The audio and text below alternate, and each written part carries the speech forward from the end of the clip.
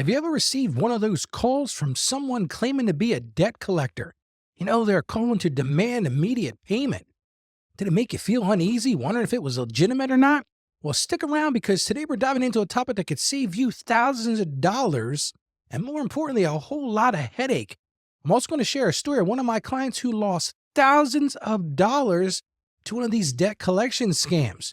So make sure you stay tuned. Today we're going to be exploring the top 7 debt collection scams that you need to watch out for.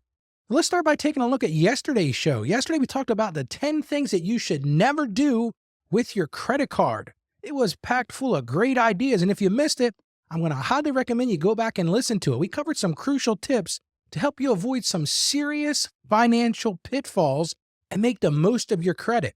You can find that in all of our episodes right on our website. Well, now let's get to today's topic. I received a message from Charlie. Now, Charlie is one of our loyal listeners, and he writes this: Dear Ralph, I've been struggling with debt for a while now, and recently I've been getting calls from people claiming to be debt collectors. They're pretty aggressive, and I'm not sure how to handle it. How can I tell if these calls are legitimate? I'm worried about falling for a scam. Any advice would be greatly appreciated.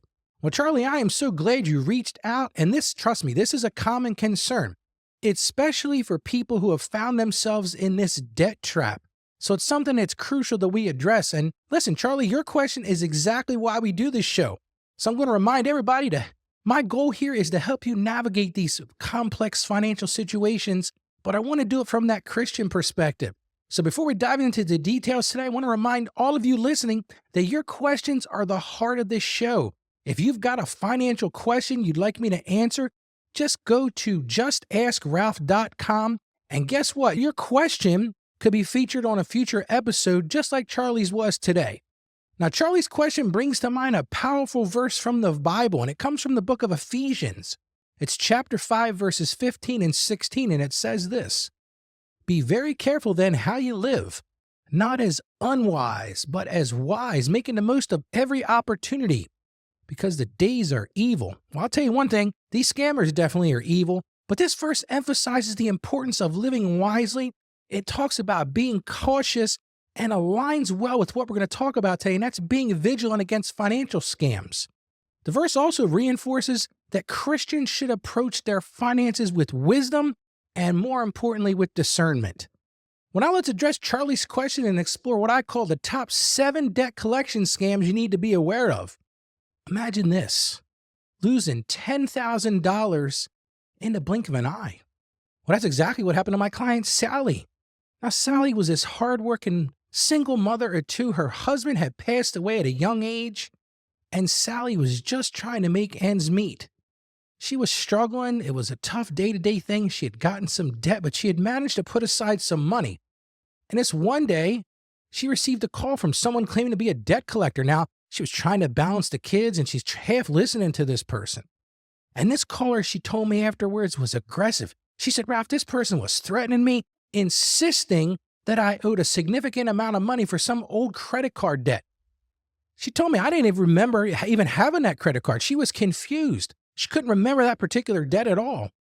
But what was interesting, she told me, is this caller had some personal information. So it really made it seem legitimate. The next thing they said blew my mind. They told her if she didn't pay immediately, they were going to freeze her bank accounts. He was going to garnish her wages and even threaten to have her arrested. Now, let me just tell you, Sally was panicked. She was scared. She listened to what the caller asked her to do, and the caller said to her, look, here's what I want you to do. I want you to go buy $10,000 worth of gift cards. And once you get those gift cards, I want you to call me and provide me those card numbers over the phone. Now, Sally really didn't know what to do. She was scared of that. She had 2 young kids. She was trying to manage all of that. She had this sense of fear. She was confused. But you know what Sally did? She did what she was told. And this was a terrible situation. She went out. She bought $10,000 worth of, I think it was American Express gift cards. She drained her savings, something that she had worked so hard to get. And then she called and gave the information to the caller. And it wasn't until later when she spoke to her sister about what happened that her sister said, Sally, what are you doing? And Sally realized that she had fallen victim to a scam. But unfortunately, by then it was too late. The money was gone. And listen, I talked to Sally soon after this happened. She was devastated, not just financially, but emotionally. This was a terrible situation, and this story breaks my heart. And it's why I'm so passionate about educating you and others on these scams. Just think about this. Sally's experience is a powerful reminder of why we need to be vigilant, but even more importantly than being vigilant, we need to be informed.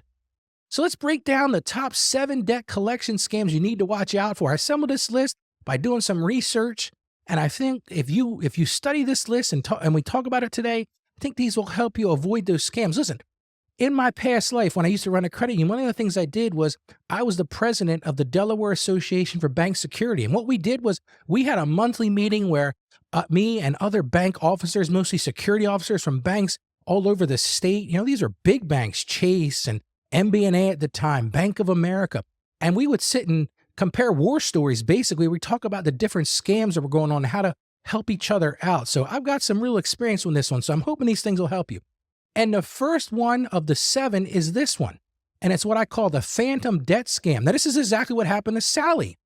This scammer called claiming that she owed a debt that didn't actually exist. Or maybe it was something she had already paid. And here was the trick to the whole thing. They had some of her personal information. And for Sally, that made it seem legitimate. I don't know what that personal information was. Maybe they had a piece of her Social Security number, or maybe they had her date of birth or her address, which all those things, my friends, are not hard to find. So watch out for those phantom debt scams. Let's look at number 2. And that's the immediate payment demand. Now, Sally's situation was this and the first one. Legitimate debt collectors, and this is the law, they must send you a written validation notice about the debt. So if someone is demanding immediate payment without providing that written documentation, guess what? It's likely a scam, and you can say that to them right over the phone. Listen, if you think this is a legitimate debt, that's fine. You've got my name. You've got my address of record. You send me proof that I owe that money. So that's number 2, and that's the immediate payment demand. Number 3, and this one hit Sally as well, and that's the threat of arrest. Let me just tell you something. Debt collectors cannot have you arrested for owing money. That's just the blunt truth.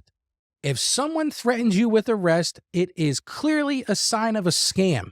If someone says to you, hey, Ralph, if you don't pay this debt, I'm going to call the local sheriff and have you put in jail. I'm laughing about it. It's not funny, but it's kind of funny if you think about it. They're not sworn officers. Debt collectors don't have badges and guns. They're not sworn officers of the law. They can't come and arrest you. So that's number 3. That was the threat of arrest. Number 4, and Sally got this one as well. She hit a trifecta, if you will. And that's number 4. That's the odd payment method request. And here's the thing. I used to run a collections situation at the credit union where I worked. Legitimate debt collectors will never ask you for payments by gift card or by wire transfer or some cryptocurrency. These are the common red flags of methods used by scammers because they're difficult to trace. Listen, I had a client in the other day. He was telling me he had gotten this email, and it was an email, and it was started off something like, I've been watching your online activity, and I see what you do online. I'm not going to get into the details of that because it's a little shady. Not something that my client was doing, but this email said, I've been watching you, I've been filming you, I've been keeping track of your online activity, and you need to right now send me Bitcoin of, I don't remember what the amount was, $20,000 in Bitcoin, or I'm going to email everybody on your contact list. Trust me, that is not legitimate. That Bitcoin request is garbage. So let's move on to number 5, and that's the identity theft setup. And Sally had this one as well. It's kind of like what I call the fortune teller approach. See, I don't believe in fortune tellers, to be very candid with you. I think I can make money doing that because most people spill the beans. When you go in and sit down with a fortune teller, and I've never actually done this, but I've seen it online, I've seen it on TV. They ask the right questions because they can frame a story based on what you tell them. Well, that's the same thing these debt collection scammers do. They're going to ask for some sensitive personal information. Maybe they'll ask for your full Social Security number, or maybe they're going to ask for your bank account details. Listen, legitimate debt collectors already have this information. If they're trying to collect a debt, that means you filled out an application with them. It means you filled out paperwork to get the loan in the first place. Guess what? They've got your name, they've got your address, they've got your date of birth, they've got your Social Security number. They're not going to ask for you it again. They're not going to ask for you to provide it again. Now, they may ask you to confirm, but you could say, well, look, You tell me what you've got, or here's the last four, or something like that. But I wouldn't even go there. I would return a call to the number they have on record. So, but because this is what happened to Sally. Sally said to me, she said, Ralph, they had some information, so I thought it was legitimate. So be careful of those identity theft setups. Number 6, now this one didn't happen to Sally, at least she didn't share it with me, and that's that robocall debt collection call. This is what the automated calls about debt collections. Listen, and I didn't even know this, and I've been in this area, in this industry for a while. Automated debt calls about collections are illegal. Now, that said, from what I understand, debt collectors can initiate a call through one of those auto attendant services or one of those robocall things that say, hey, please hold a line for a very important message about debt collection or something like that. So, but if you receive just a blank robocall about a debt, here's the deal. It's likely a scam, so hang up the phone. And number 7, this one cracks me up every time. I'll tell you about a story here in a second about one of my clients, and that's the fake government agency. In fact, this is the truth. Some scammers actually pretend to be from government agencies like the IRS. Remember, government agencies typically communicate by mail, not by phone. Now, that's not always true. If you've been working with an IRS agent, for example, and they've already sent you a letter, they might call you by phone. Well, let me tell you about this story. So this one day, I was out, we had just started our practice not too long, and I used to go deliver payrolls. That's before we had a lot of electronic things. And I was out driving around, and at the time, my wife was actually the person working in the office. And she called me, she goes, Ralph, you got to call such and such client. I don't want to use a name, but you got to call such and such client. She is scared to death. She just got a call from the IRS, and they're coming to put her in jail. And I said to my wife, I said, Jennifer, what are you talking about? And she explained it to me. So I called the client. The client says, Ralph, she says, you're never going to believe this. I was sitting there. Now, this particular client had a home daycare. So fortunately, she had one other employee, but she said, Ralph, I was so scared. The IRS person called. They said they were coming to lock me up right now. Now, what was funny about that is maybe the client had some back taxes, but it wasn't anything. It wasn't a big number, right? And she says, Ralph, I was so scared. I went to the grocery store, and now I'm at the grocery store hiding because I'm afraid they're going to come get me.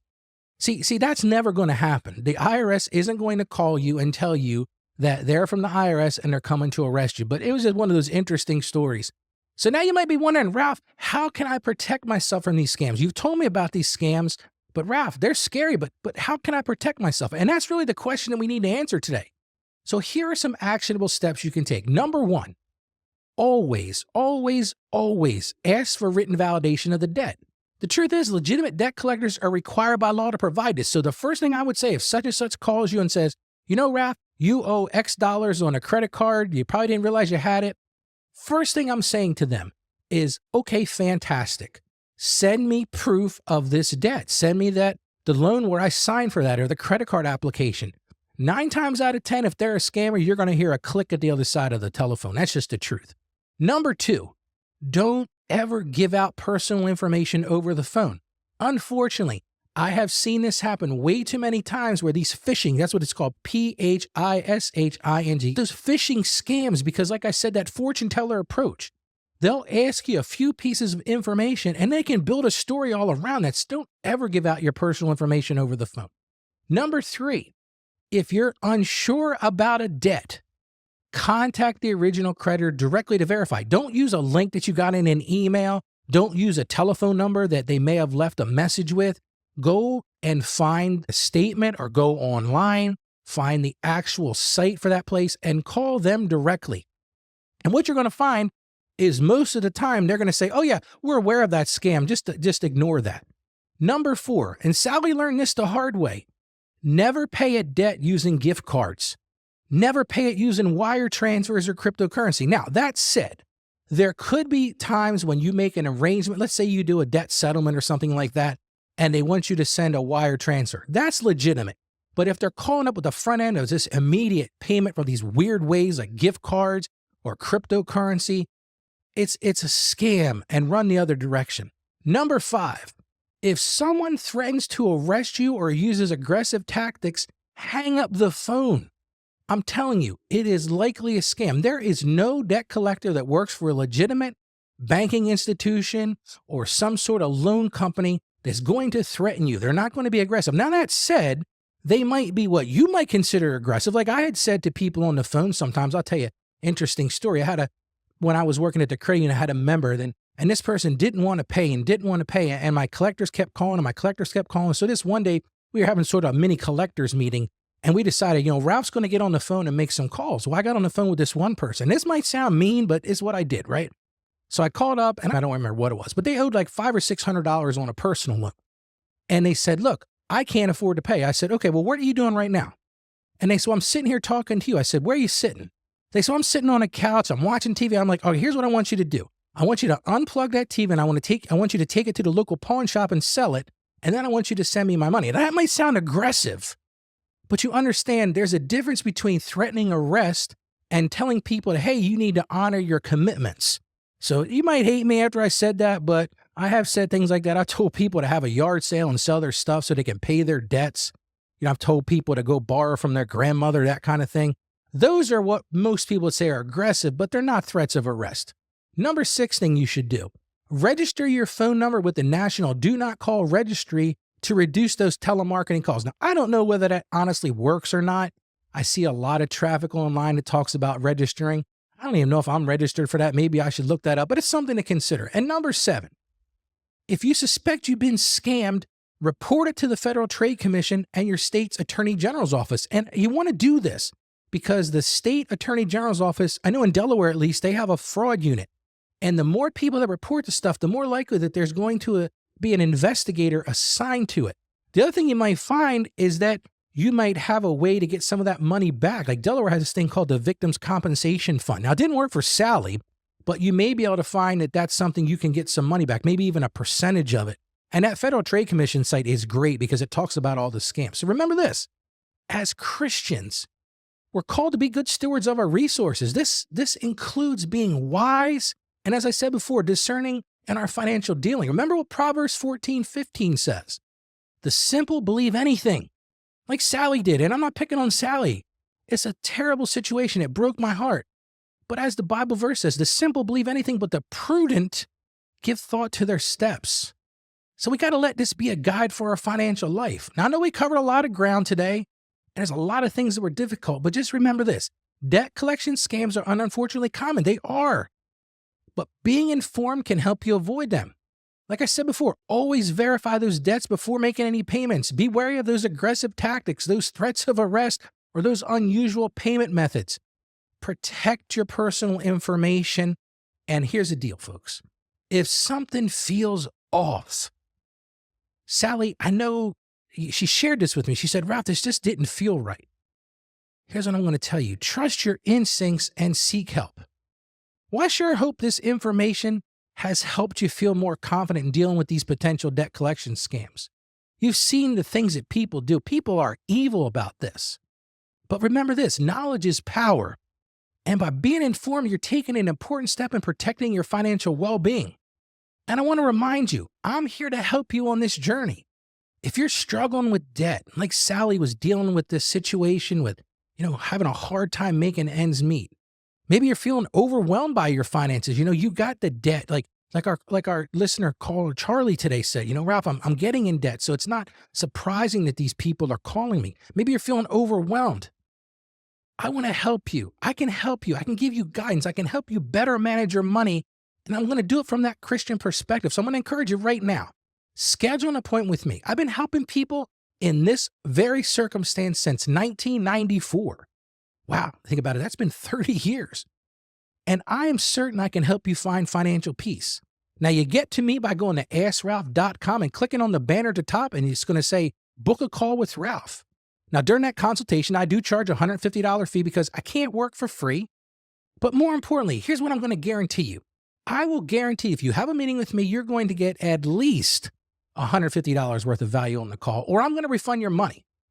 So let's work together. Let me help you improve your personal finances. Maybe you need help with your business finances. Maybe you're looking for ways to help your business grow. My goal is to help you achieve all of your financial goals. I'm going to work with you to create a personalized plan. It's going to be just for you. We're going to take into account your unique situation because everybody's situation is different. But the thing that I bring to the table, my passion, is aligning that finances with that Christian principle because that's the key. You can't let stress hold you back from living the life that God has planned for you. So schedule that appointment today and let's start working towards your financial freedom and let's do it together. And hey, don't forget to tune in tomorrow's show. Now, tomorrow we're going to be discussing an interesting topic.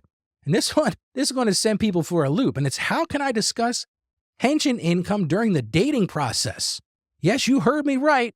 How do you broach the subject of that pension income when maybe you went through a divorce, or maybe your husband or wife passed away? It's a unique situation that blends finances and relationships, and that's what we're going to talk about tomorrow. Remember this. My passion is to help you achieve financial success. I want you to live out your dreams, and I want you to grow in your faith at the very same time. And I know together we can master your finances from a Christian perspective. So as I always end the show, I want to say this: stay financially savvy, and God bless you. Thank you for joining us on the Ask Ralph podcast. And with a simple click to subscribe, we'll invite you back to our next episode. And remember, financial issues don't have to be complicated. Just ask Ralph. The information contained in this episode of Ask Ralph is based on data available as of the date of its release. Saggio Accounting Plus and Ask Ralph Media, Inc. is under no obligation to update this content if changes occur. Applying this information to your specific situation requires careful consideration of all facts and circumstances, and any information provided is not to be considered as financial, tax, or legal advice. Please consult your tax advisor or attorney before acting on any material covered.